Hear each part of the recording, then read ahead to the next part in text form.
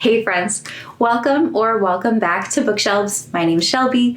This is a cozy corner on the internet where we talk about all things reading, writing, and any other bookish stuff that comes across my radar. This is my favorite time of year when everything is ideally cold and snowy, but definitely slowing down. And with the new year approaching, we get a chance to reflect on everything that happened in 2025 and how we want to move in the year of 2026. I am in my coziest, enormous poncho. You're not really getting the full effect right now, but know that it is warm and glorious. I hope you have on your cozies, maybe have a warm beverage at your side while we talk through today's topic, which is my anticipated releases for 2026. I'm so excited to go through these with you all. This is such an instructive exercise. I actually almost didn't make this video because off the top of my head, I just didn't know of many books coming out from authors that I loved, and I have a whole philosophy that we'll get into in a minute. So I thought gosh, there's just not really enough content to make a video about this.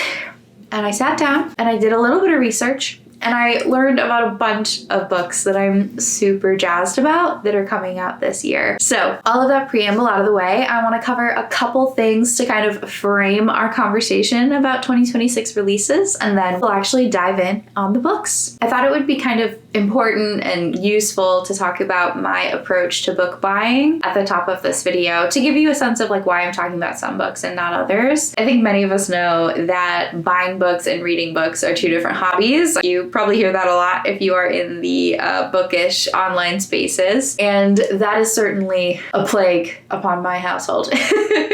I, for years, bought way more books than I would read and was sort of inundated and overwhelmed by books that just languish on my shelves. And then sometimes I would get to picking them up and they would not be good. And that would be so disappointing. So the way I have kind of put some ground rules around my book buying is as follows. If we are talking about a new to me author, I have to rent the book first. I am a very active library user. My Libby app always has holds in it. I also have a few different other apps. I use Everand and occasionally Audible, Spotify for audiobooks. There are lots of different tools at my disposal to rent a book without buying it or to get it at a very low cost digitally in some way or another. I do that so that I can kind of pilot the book, pilot the author, see if I like them, and if it's a piece of literature that I like enough that I want to have it on my shelves. If there is a book coming out in a series I've already started, if there's a book coming out from an author I already know and love, that is kind of when I let myself feel confident buying it. And this framework has been helpful because as I've learned more about the publishing industry, I've learned about how important things like pre-orders are. So when there's an author that I love who has a book coming out, now I'm a pretty confident pre-orderer of books from people whose work I know I love. And I can be pretty confident I'm not wasting my dollars on a book I won't enjoy. I'm also pretty confident that when somebody comes into my home and looks at my bookshelves, they're seeing my favorite things. Not a lot of mid-tier reviews or books I don't like sitting there. I feel like my bookshelves get to really reflect my true taste and are full of books that I'm eager to loan out to people because I loved them so much and I want them to love the book too. So all the books on this 2026 anticipated releases list are books from authors I already know and love. There are so many books from authors I don't know that I've heard other people talk about that sound phenomenal. And, for my own sake, for my wallet's sake, I have a rule of sort of discounting those until I get them from the library, and then I will decide if I love them. But, that's what made it on this list. It has to come from an author I already know and love to be on my release radar. And there are so many on my release radar. It's super exciting. The other little bit of framing I will offer is that there are probably lots of ways I could have organized this video, but I decided to go ahead and put this list together in chronological order. So we're just gonna go month by month when different books are anticipated, January through December. You'll see I have pretty mixed taste, but generally speaking, I read a lot of science fiction and fantasy, a decent amount of romance, some nonfiction, particularly about feminism, ancient history. There are probably some other niches in there too, politics writ large. And I am a graphic novels and manga reader, but I'm still relatively new to that space, I think is fair to say. So those are the kinds of books that you'll hear about from me, all of which come from authors I already know and love. So please consider these not ringing endorsements, because of course I haven't read them, but because I already know and love these authors, I think they all have a really solid shot at being, real knockouts. So all of that out of the way, let's get into the books. The earliest release on my radar comes to us in February, and that is Agnes Aubert's Mystical Cat Shelter by Heather Fawcett. And this book, frankly, sounds like it was absolutely written for this moment on the internet. You know what I mean? Like, it's obviously a cozy fantasy. It's about cats. It's about somebody running an animal shelter. I mean, it sounds like the like queen of cozy fantasy pieces, frankly. And I love and trust Heather Fawcett from all of the really fantastic work she did with the Emily Wilds series. That's Encyclopedia of Fairies, Map of the Otherlands, and Compendium of Lost Tales. That's the trilogy she just wrapped. So I expect that this will be lighthearted, whimsical, and a great deal of fun. The start of the year is slow. I really just have one for February, one for March, and one for April, and then things really pick up in the summer and the fall. So next on my list comes to us in March, and that's the next English release of Witch Hat Atelier. It's volume 14 in this manga series. I am dying to know where things go next. This is like a super sweet, whimsical story that also has some really dark and heavy themes. It follows a young girl who discovers she can use magic, goes to a little magic school, and starts to really come to understand the power and the responsibility of wielding that power that comes with magic. So we are really at like the height of the action as of volume 13, and I cannot wait to pick up volume 14. The art is beautiful. The story is really wholesome, but I think it's another great example of a story that's definitely like for young adults, but can be enjoyed by anyone, that doesn't talk down to the reader. It deals with really serious stuff, kind of in the way that Avatar: The Last Airbender does, but I think it does it in a way that lets you figure things out, that lets you come to your own opinions, and that, like I said, it doesn't talk down to its presumably younger readers. In April of 2026, we are getting The Witch and the Huntress, which is by Luna McNamara. It is a book, as I understand it, about Atalanta and Medea. So it kind of follows the journey of the Argo, which famously had, debatably, one female warrior aboard, that being Atalanta. And Jason, of course, when he gets to their destination, has a sort of romantic entanglement with Medea, who is a witch of great power unto herself. And as I understand it, Luna McNamara is writing this as like a sapphic retelling, suggesting that like Atalanta and Medea fall in love somehow. I really loved Luna's first book, which was Psyche and Eros. It was really, really well written, super engaging, super fun, romantic. But I will say she takes more liberties than I was expecting with the source material. And that like is totally allowed, but it surprised me. I read her book at the beginning of last year, loved it, and then started, watching interviews with her and learning more about the myths that the book relies on.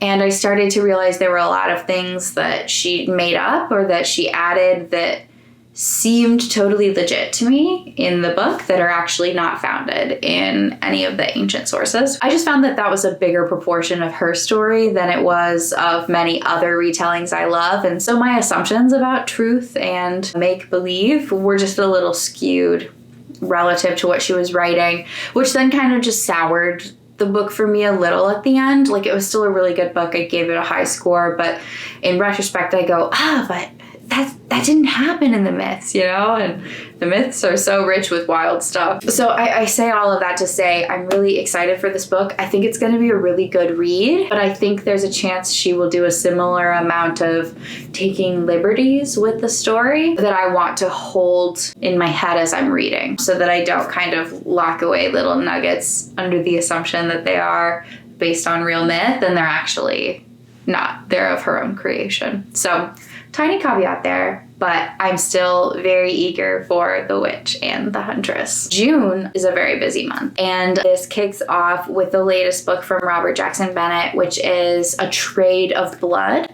It's the third book in the Din and Anya murder mystery series. I actually haven't started this series yet. I have the first book on my shelves. It's on my TBR for this winter. But I know Robert Jackson Bennett from his Foundry Side book series, which is a super interesting and innovative fantasy setting. And that seems to be what everybody loves about the Din and Anya books too. So I think it is pretty surefire to be a favorite of mine. These are murder mystery books set in a super interesting alternative world. Everything I've heard about them makes me think I will love them. There are a couple of other Greek mythology retellings coming out in June that I'm super jazzed about. The next of which is No Friend to This House by Natalie Haynes. I love Natalie Haynes' work. I've read her book, 1,000 Ships, and she's also Stone Blind. Yeah, and Stone Blind, both of which were phenomenal. 1,000 Ships takes us through the Trojan War from like dozens of different women's perspectives. Stone Blind is the story of Medusa, and this upcoming book is also, strangely enough, a Jason and Medea retelling from Medea's perspective. So I'm really interested to read that, and I'm really interested to read that in conversation with Luna McNamara, because they're both classicists. Natalie Haynes is a classicist and a comedian, and Luna McNamara is a classicist and a social worker, I think. So they're both experts in what they're doing, and I am very curious to see how two people approach the same story. We also have Jennifer Saint's next book coming out in June, and that is This Immortal Heart, which is all about Aphrodite, which is so interesting. It's interesting for lots of reasons. One, it's the only one of her books that isn't named after the main character. So Jennifer Saint wrote Ariadne, Electra, Atalanta, Hera, and this will be her second book following a goddess, which is a big undertaking. But I'm curious why it's not called Aphrodite, frankly. I don't know if that speaks to something about the way she's writing it, or if, titles are just titles, and that's not anything to read into. But I love Jennifer Saint's work. I have all of her other published books and have read all but one of them. The only one I need to catch up on is Hera. So I think that will be fun. And Aphrodite is a meddler. So she touches lots of very famous myths. I think it will be really fun to see how she weaves the immortal life of Aphrodite into one story for us all to enjoy. The last of my Greek mythology retelling books coming out in June, because there are 3 of them, is the next volume in the Lore Olympus graphic novel series. That's volume 10 by Rachel Smith. I have loved these books since they weren't books, since they were webtoons, and they were free, and they were on my phone. I think Rachel is an incredible artist, and I so love her storytelling in this great, long, often meandering retelling of the Hades and Persephone love story from like a very fun, like modern and ancient twist. So the Olympus that she imagines and the Hades that she imagines are much more akin to modern world.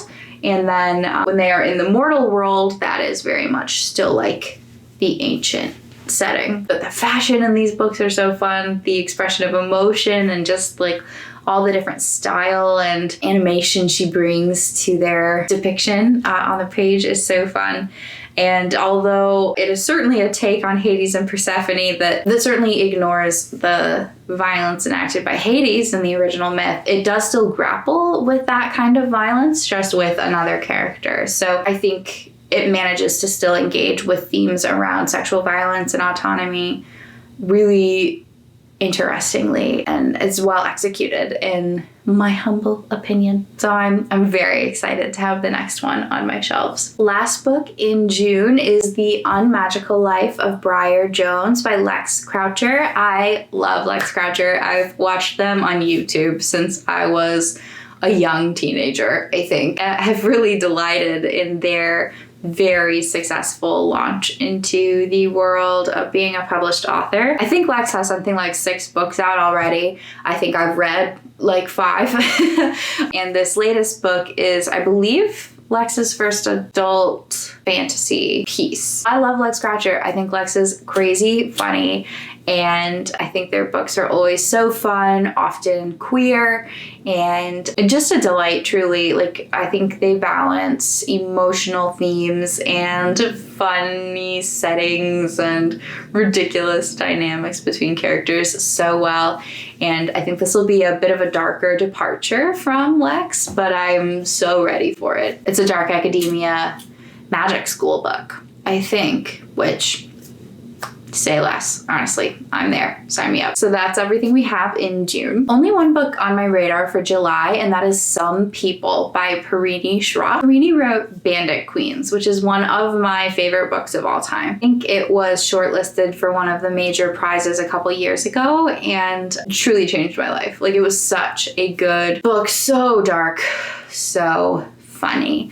And this next book from Parini is supposed to be like a very, I think, like bittersweet, heartwarming story. Maybe, I assume, could have the dark comedy angle again, maybe, but about a man who is like on the brink of getting divorced from his wife, or is divorced, and then who has to like take in his ex-mother-in-law and take care of her for some reason. And I think it's gonna follow their very funny, strained, unconventional relationship as they cohabitate in this very funny little part of their lives. So I have so much trust in Parini that I don't really need to know anymore. I'm there. Count me in. August is another massive month on my list, and it starts with Daggerbound by T. Kingfisher. I love T. Kingfisher. I will read anything T. Kingfisher writes that isn't straight up horror. I'm not into horror generally, and that is one of the major genres that T. Kingfisher writes in.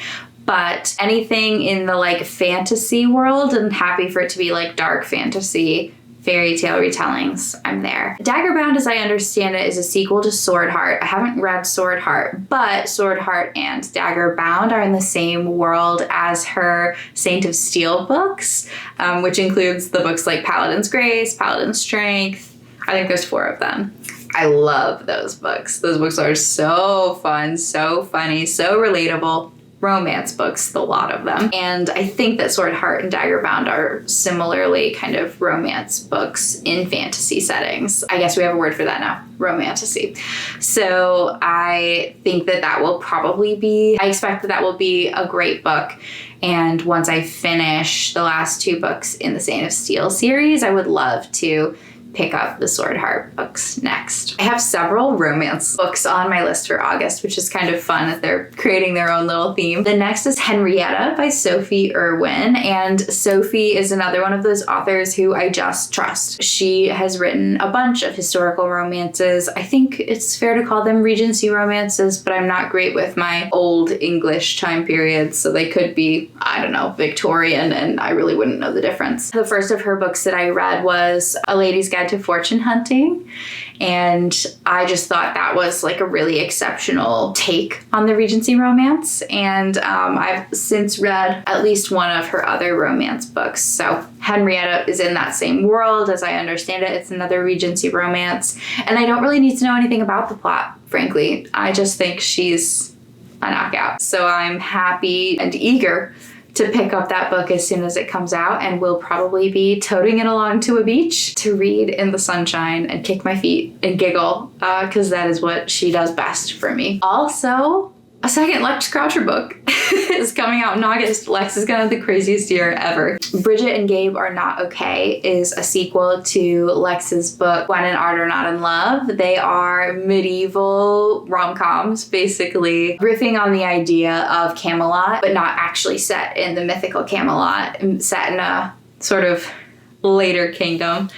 And they're queer love stories yet again. I am so curious where this book is gonna go, because the first book is a romance and we get to the happy ending-ish. It's a very bumpy ride, lots of scary stuff happens. And as I understand it, everybody's on the rocks at the start of this book. So I'm very curious to see what kind of journey Lex is about to take us all on, but I am oh so happy to return to Camelot. For my fantasy and D&D nerds, Brigands and Bread Knives by Travis Baldree comes out in August as well. This is the third book in the Legends and Lattes series. I'm not sure where it falls. I think it's another prequel to Legends and Lattes. I frankly haven't looked up a lot of the details about who's in it. I know the first two follow Viv. I'm not sure if Viv is in this one. She's not on the cover, which makes me think that maybe it follows the rest of the members of her party. But this is a cozy fantasy story. Legends and Lattes was one of the books that really blew up the cozy fantasy genre. And if you are a fan of classic high epic fantasy, if you are a lover of D&D related content,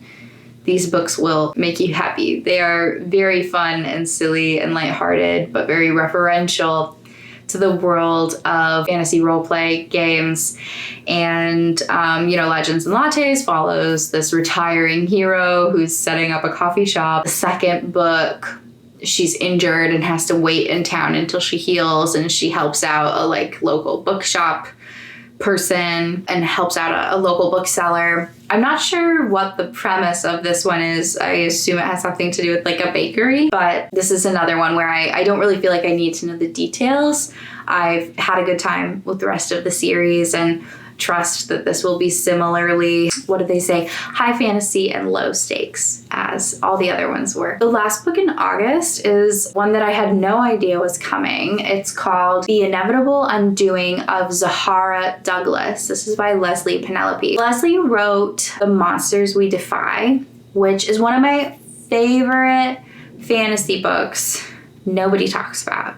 I think I got this book recommendation originally from Elliot Brooks, who shares a lot of my taste and has tons of great book recommendations on YouTube. And that book was set in DC in the 20s and was all about kind of spirit magic. It was a heist book. It was just so fun. The vibes, the atmosphere were at an 11. And I loved the writing. I thought it was really accessible and voicey.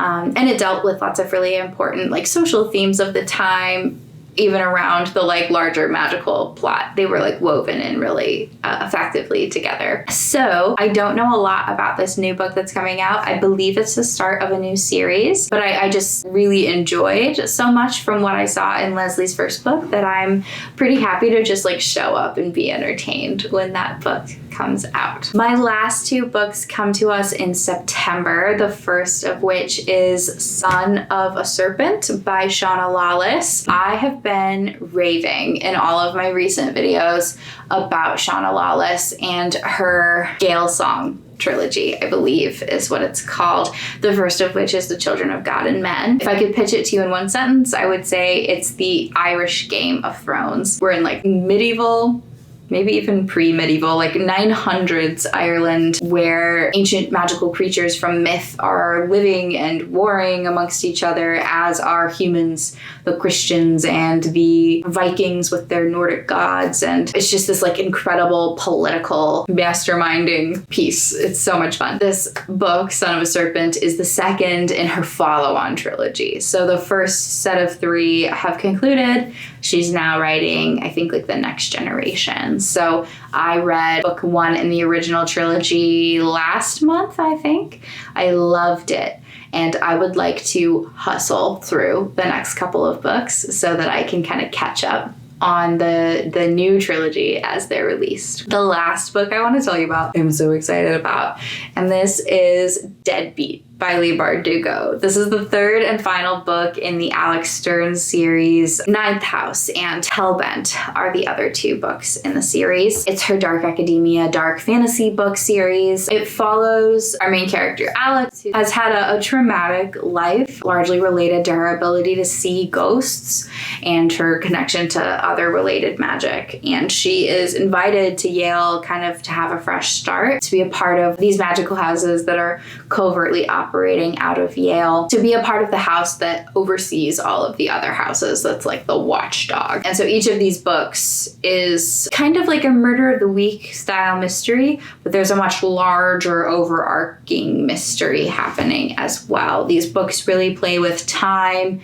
They deal really seriously with trauma and are also full of really interesting, really dark magic. I'm so excited to have the finale in my hands. I'm probably gonna have to watch a summary video though of the last two books because they are so complicated, and Leigh really doesn't hold any punches or hold your hand. When these books kick off, you are really thrown into the deep end. So I expect either a reread or a summary video is in my future before this book comes out. Before we wrap this video up, I thought I would offer a little bonus of some of the authors I'm really excited to pick up in 2026. So every year I try to pick up at least a few new authors to sort of expand the pool of people who create beautiful works that I love. Oftentimes they are classic women authors who really are like at the foundation of a lot of the genres that I love. And then some of them are people who are writing right now, who are all over my viral book recommendations and who I know that I need to pick up so that I can be a part of the conversation. This year, I have a few sort of priority authors moving into 2026. The first is Ursula K. Le Guin. There are a bunch of books by Ursula K. Le Guin that I think I will love. I'm inclined to maybe start in one of two places. I already have Lavinia, which is a Roman myth retelling by Le Guin. And I read so many retellings already from myth that it seems like the obvious place to start. I'm also really interested in The Left Hand of Darkness, which is more of a sci-fi book as I understand it. So one of those two places I think will be my entry point, but I have been putting Ursula K. Le Guin on my priority author list for years. I think this is her third year in a row that I've been like, no, I really have to read her work. So maybe third time's a charm. Juliette Marillier is another one who has like a really long backlog and who is absolutely beloved by so many of my favorite booktubers. I think I will love her Daughter of the Forest book series. It's set in medieval Ireland. I love both of those things. They are fantasy. They are in some ways like other kinds of myth retellings. Everything I hear about them tells me I would love them. And she's actually got some new books coming out in 2026. So I would love to acquaint myself with her so that I can maybe be a little bit more plugged in to her latest series that's releasing starting next year. Robin Hobb is another author who I'm dying to pick up because I know I will love her work. I tried to read her work this year, and specifically I picked up Ship of Magic, the first book in that series, and it was phenomenal. Everything about it I loved, except for this one character who was so foul. And I was listening to it on audio, so he was like yelling in my ear, and I was just getting so upset and like flustered affected by it because it was good writing that I put it down. I was like, I don't think this is the book for me right now. So I'm sure I can revisit that book at some point and power through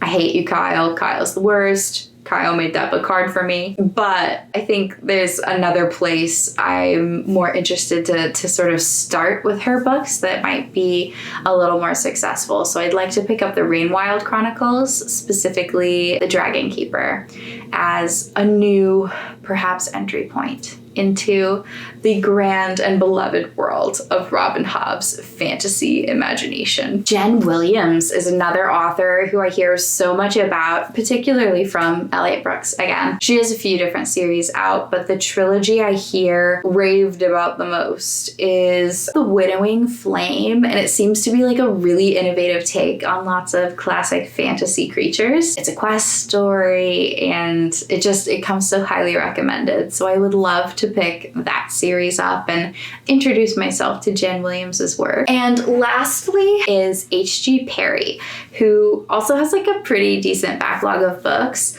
all of which seem very fun and whimsical. I get the sense that H.G. Perry's writing is similar to that of like Heather Fawcett. If you've read both, please let me know in the comments, because that's just the vibe I get from people talking about their work. There are lots of different places to start that are of interest to me, a lot in the world of like fae and magicians, things like that.